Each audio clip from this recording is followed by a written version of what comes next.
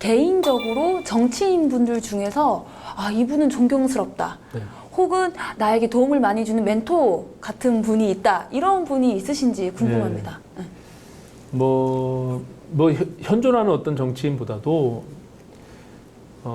우리 국내에서보다도 저는 이제 뭐 노조위원장을 했지만 좌파의 대통령이 됐지만 물론 또 최근에는 국가 내에서 여러 가지 뭐 부정과 관련해서 연루가 된 측면이 있지만 저는 브라질의 룰라 대통령이 예, 좌파 대통령이지만 혁신적으로 국민을 통합해내려고 하고요. 그리고 우파 정책들을 해서 감세 정책도 하고 왜냐하면 그 시대에 그 국가가 처해져 있는 상황들을 돌파해내기 위한 선택이었다고 생각하거든요.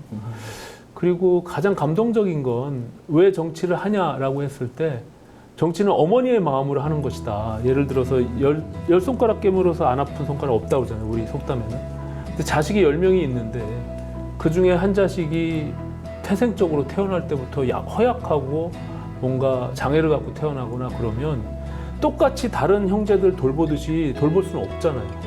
더 관심을 갖고 애정을 갖고 시간을 투여하고 병원을 더 데리고 가야 되니까 다른 건강한 자식은 네가 알아서 그냥 옷 입고 학교에 가라고 할 수밖에 없는 그런 것이 저는 어머니의 마음이라고 생각하거든요. 그러니까 정치가 관심 갖지 않아도 스스로 잘 살아가고 성장하는 사람들이 있는가 하면 정치가 관심을 가져야만 그래도 이 사회 구성원으로서 동등한 대우를 받으면서 살아갈 수 있는 사람들이 있거든요. 아까 말한 대로 가장 정치 도움이 필요로 하는 사람 그 사람들한테 손을 내미는 것이 저는 정치라고 생각하고요. 그것 또한 저는 진보나 보수와 차별화되어 있지 않다고 생각합니다. 그래서 정치를 모든 국회의원들 300명한테 당신 정치를 왜 하냐 그러면 나는 대기업의 누구를 위해서 아니면은 가진 자들을 위해서 정치를 한다 이렇게 말하는 사람이 누가 있겠습니까? 한 명도 없죠. 예.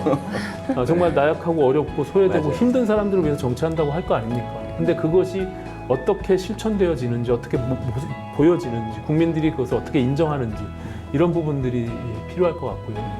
그런 정치인으로 정치를 계속 하고 싶고 나중에라도 그렇게 평가받고 싶은 마음. 네.